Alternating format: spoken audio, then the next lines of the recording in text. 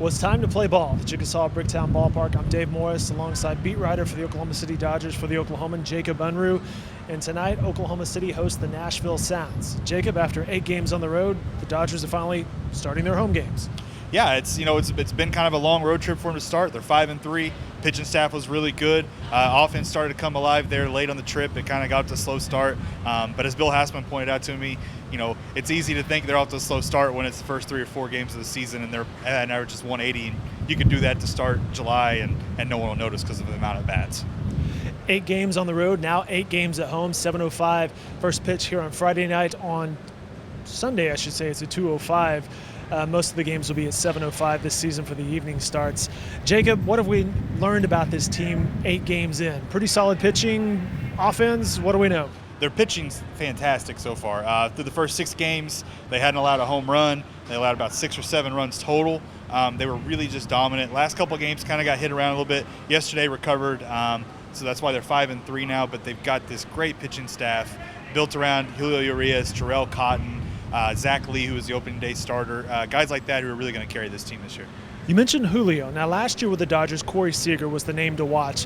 He made his way up from Tulsa in Double-A, spent some time in Oklahoma City. By the end of the year in the postseason, he was with the Los Angeles Dodgers. You mentioned Julio. Who are the players we need to watch this year? First of all, Seager was fantastic. It kind of stinks he's not coming back, but for good reason. I mean, he's a starting shortstop in L.A. Julio Urias is the one. He's 19. He's left-handed, 97, 98 mile-an-hour fastball with a good breaking ball. He was here for 2 starts late in the last season, kind of got hit around a little bit, learned from it, recovered this season, just seems more confident. And his first start, it really showed. He threw 5 shutout innings, struck out 9, just overpowering stuff. And I think tomorrow night is when his first start in front of the fans this season, and it's going to be one to come out and see. You also had a story earlier this week about an Oklahoma State product finding his way. Yeah, Corey Brown's back. He's just inducted to the Hall of Fame in January at OSU. He's back. He got to kind of a slow start again with what Hassman talked about. It looked bad, but it really wasn't, and he started hitting the ball well. He's hitting 5 straight games.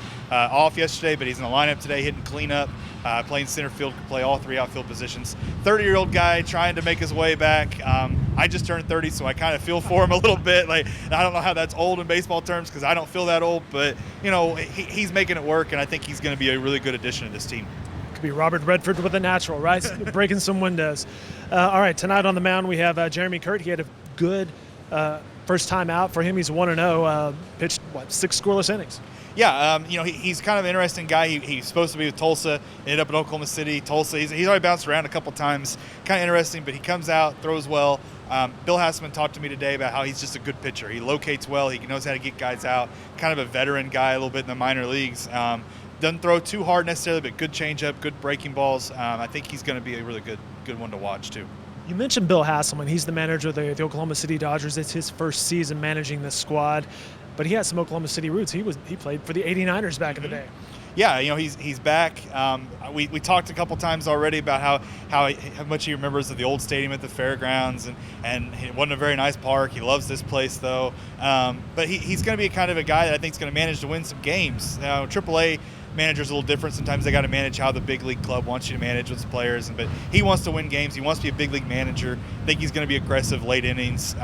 Just seems like a really good guy for this club. Well, it's a fantastic ballpark. They're just taking the wraps off the field right now. Here at the Chickasaw Bricktown Ballpark, the Oklahoma City Dodgers set to host an 8-game homestand, leading off with